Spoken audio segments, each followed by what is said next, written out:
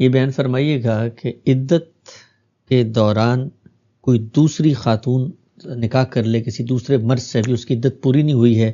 ہمارے ہاں پاکستان کی عدالت میں بھی یہ واقعہ زیر بحث رہا اور عدالت نے باہر کیف اس نکاح کو زنا نہیں قرار دیا اور یہ کہا کہ اس پر جو زنا کا حکم ہے وہ لاگو نہیں ہوتا. سوال میرا آپ سے یہ ہے کہ بالعموم فقہی مسالے کی کہتے ہیں کہ باہر کیف ایک عورت ایک شوہر کے ساتھ اگر طلاق کے بعد عدت کے دوران کہیں اور نکاح کر لیتی ہے تو نکاح باہر کیف یہ فاسد ہوگا.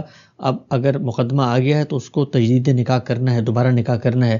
آپ کا نقطہ نظر کیا ہے؟ عدت کے دوران کسی دوسرے شخص سے عورت نکاح کر لے، نکاح سمجھا جائے گا یا زنا سمجھا جائے گا یا نکاح فاسد ہوگا؟ زنا سمجھنے کی تو بالکل کوئی وجہ نہیں ہے. زنا زنا ہے، اس سے ہم واقف ہیں.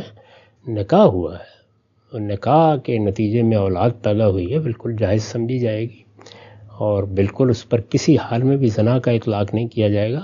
ایک بڑی غلطی کی ہے، اللہ کے ایک حکم کی خلاف ورزی کی گئی ہے. ظاہر ہے اس کے لیے وہ قیامت میں بھی جواب دہ ہیں. یہاں کیا ہوگا؟ عام طور پر فقہا کا رجحان یہ نہیں ہے کہ فاسد ہوگا، یہ ہے کہ باطل ہو جائے گا. یعنی وہ اس کو نہیں مانتے، خاص طور پر احناف کے ہاں یہی چیز ہے. تو باطل کا مطلب یہ ہے کہ آپ نے اس کو ناجائز قرار دے کر نکاح کے خاتمے کا حکم دے دیا ہے. فسخ نکاح جسے کہتے ہیں، ختم ہو گیا. اب نئے سرے سے نکاح ہوگا، یعنی عدت گزرے گی اور نئے سرے سے نکاح ہوگا. تو باطل کا مطلب یہ ہے. فاسد میں تو بس یہی ہوتا ہے کہ آپ تنبیہ کر دیتے ہیں، توجہ دلا دیتے ہیں، آپ کہتے ہیں کہ یہ چیز خراب ہے اور اس میں کوشش کی جاتی ہے کہ کوئی ازالے کی شکل بنا دی جائے. یعنی ایسا کوئی کام کر دیا جائے کہ آپ اس کو دوبارہ کر لیں. جیسے مثلا رسول اللہ صلی اللہ علیہ وسلم نے جب یہ دیکھا کہ دین کے احکام کی خلاف ورزی کرتے ہوئے ایک صحابی نے طلاق دے دی ہے تو آپ نے فرمایا لوٹاؤ. تو اب یہاں کیا لوٹایا جائے گا؟ یہاں تو ممکن نہیں ہے.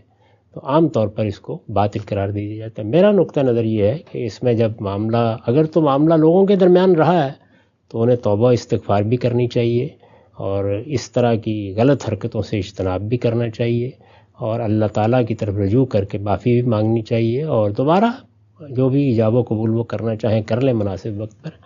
لیکن معاملہ اگر عدالت میں آ جائے تو پھر عدالت حالات کو دیکھ کے فیصلہ کرے. اس لیے کہ اس میں کوئی چیز بھی قرآن و سنت میں متعین کر کے نہیں بتائی گئی کیا کرنا ہے. یہ خالصتاً اجتہادی معاملہ ہے اور ایک فقہی اور قانونی رائے کا اطلاق کرنا ہے.